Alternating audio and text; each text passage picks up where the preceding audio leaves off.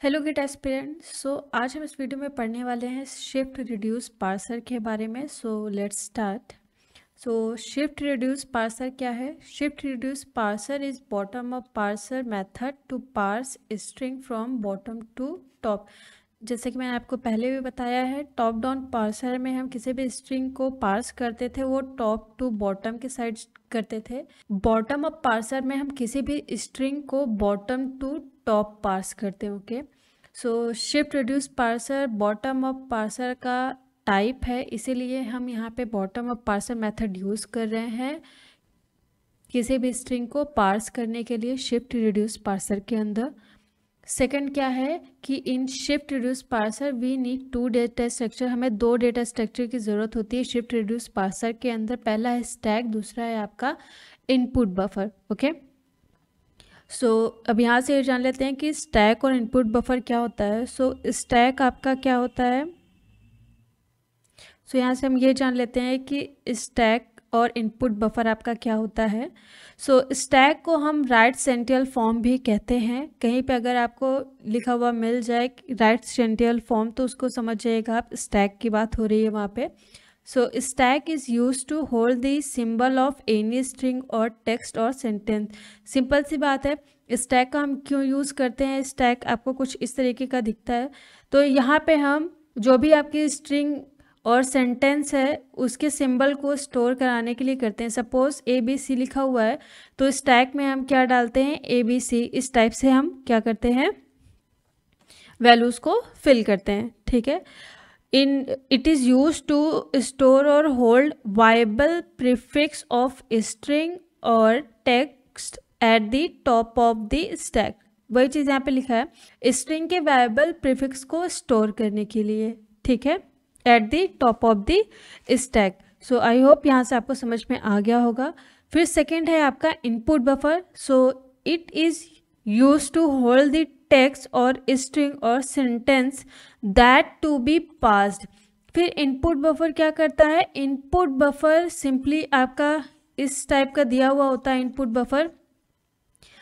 Input buffer क्या होता है आपका? सिंपली जो स्ट्रिंग आपकी पास्ड हो चुकी है उस स्ट्रिंग या टेक्स्ट को क्या करेगा?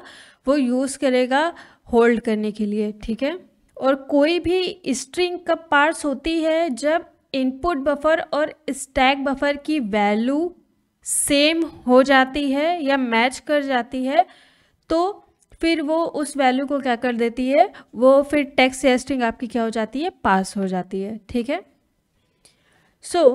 फिर नेक्स्ट क्या है? Shift reduce parser uses 4 action to parse any string. जैसा कि मैंने भी बोला, पहला शिफ्ट, दूसरा रिड्यूस, तीसरा एक्सेप्ट और चौथा एरर। वन बाय वन करके देखते हैं इन चारों के बारे में। फर्स्ट है आपका शिफ्ट। शिफ्ट का क्या मतलब है? In shift action one symbol will move from input buffer to stack. ठीक है, शिफ्ट एक्शन इनपुट बफर से स्टैक में एक सिंबल को एक बार में क्या करता है? मूव करता है। इसका क्या मतलब है? शिफ्ट एक्शन क्या करता है? वन सिंबल विल, एक सिंबल को मूव करता है कहाँ? Input to buffer. ठीक है, इनपुट टू बफर मूव करेगा। ठीक है, ये एक्शन हमने क्या लिया? शिफ्ट। जब शिफ्ट एक्शन आपका ऑन होगा तो सपोज हमने यहाँ पे मान लीजिए COM, ये कंपाइलर शॉर्ट फॉर्म मैंने लिख दिया। तो ये आपकी सपोज स्ट्रिंग है। ठीक है, आपके इनपुट बफर में।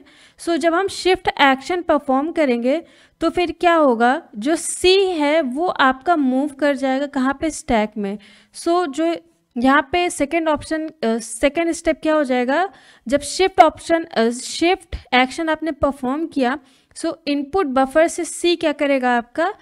आपके स्टैक में मूव कर जाएगा। तो C यहाँ पे आ जाएगा आपका, एंड आपके इनपुट बफर में फिर क्या वैल्यू बच जाएगी? O और M। ठीक है, यही मतलब था आपके शिफ्ट का। रिड्यूस क्या होता है? When any handle is present at the top of the stack then we need to reduce that handle with right hand side variable of the production। अब इसका क्या मतलब है? एक एग्जांपल ले लेते हैं, S tends to A B, suppose A tends to A and B tends to B, ठीक है। अब हमें एक ए बी स्ट्रिंग को क्या करना है, पार्स करना है, और ये है आपका स्टैक, ये है आपका इनपुट बफर, ये है आपका एक्शन, ठीक है, डॉलर इनपुट बफर, ठीक है। तो जब हमने शिफ्ट एक्शन परफॉर्म किया, ये है आपकी इनपुट बफर, जो भी स्ट्रिंग होती है गिवन वो आपके इनपुट बफर में प्रेजेंट होती है, ठीक है। तो जब आपने शिफ्ट एक्शन परफॉर्म किया तो क्या होगी, आपकी जो वैल्यू है एक इनपुट बफर की वो मूव कर जाएगी आपके स्टैक में, राइट। सो शिफ्ट परफॉर्म किया एक्शन, ए स्टैक में क्या हुई, शिफ्ट हो गई, एंड इनपुट बफर में सिंपली आपका क्या बचा, बी, ठीक है। फिर हमने क्या किया, अगर रिड्यूस का क्या मतलब है कि अब देखिए ए जो है, दिस ए, ये कौन डिफाइन कर रहा है, ये आपका ए डिफाइन कर रहा है, ठीक है।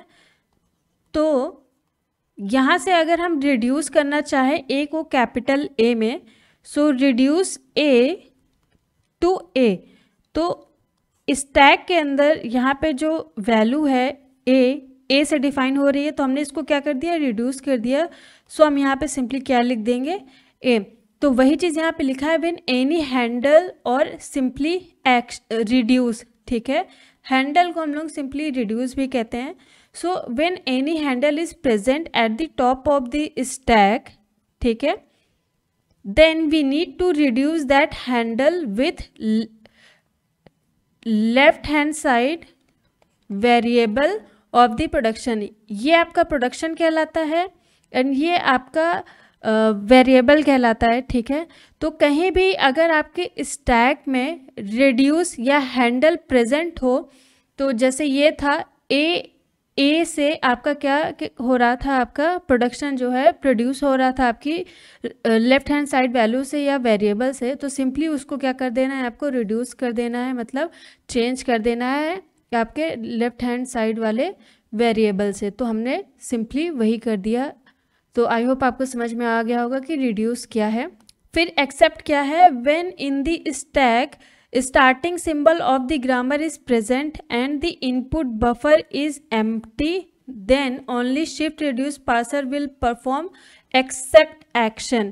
जब वेट अ मिनट, यहीं से मैं समझा दे रही हूँ आपको, जब इनपुट बफर की और स्टैक की सारी वैल्यूज आपकी पार्स हो जाएंगी एंड लास्ट में जो आपका स्टैक है वो एम्प्टी होगा और आपकी इनपुट बफर भी एम्प्टी होगा, जो गिवन स्ट्रिंग है वो सारी पार्स हो जाएंगी।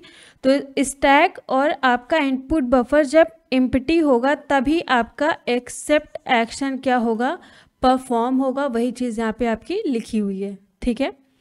फिर लास्ट है आपका एरर। सो एरर क्या करता है, when shift reduce is not able to take any decision, means it is not able to take, यहाँ पे टेक है, टेक शिफ्ट और not able to reduce, then shift reduce parser will take error action. मतलब जब कोई भी shift reduce नहीं हो रहा है, नहीं हो पा रहा है, तो इसका मतलब ये है सिंपली ये स्ट्रिंग को हम शिफ्ट एक्शन जब परफॉर्म कर रहे हैं तभी आपकी स्ट्रिंग जो है वो आपके इनपुट बफर से स्टैक में जा रही है। सो अगर आप शिफ्ट एक्शन ही नहीं परफॉर्म कर पाओगे, इसका मतलब है कि आपकी ग्रामर में कुछ गड़बड़ी है, तो वो सिंपली आपको क्या परफॉर्म कर देगा, एरर एक्शन परफॉर्म कर देगा, ठीक है। सो आई होप गाइज आपको समझ में आ गया है यहाँ से कि किस तरीके से आपका शिफ्ट रिड्यूस पार्सर किसी भी स्ट्रिंग को पार्स करता है। सो नेक्स्ट वीडियो में हम एक एग्जांपल लेंगे एंड देखेंगे कि कैसे हम किसी भी स्ट्रिंग को शिफ्ट रिड्यूस पार्सर के थ्रू पार्स कर सकते हैं। सो मिलते हैं हमारे नेक्स्ट वीडियो में, तब तक के लिए बाय बाय।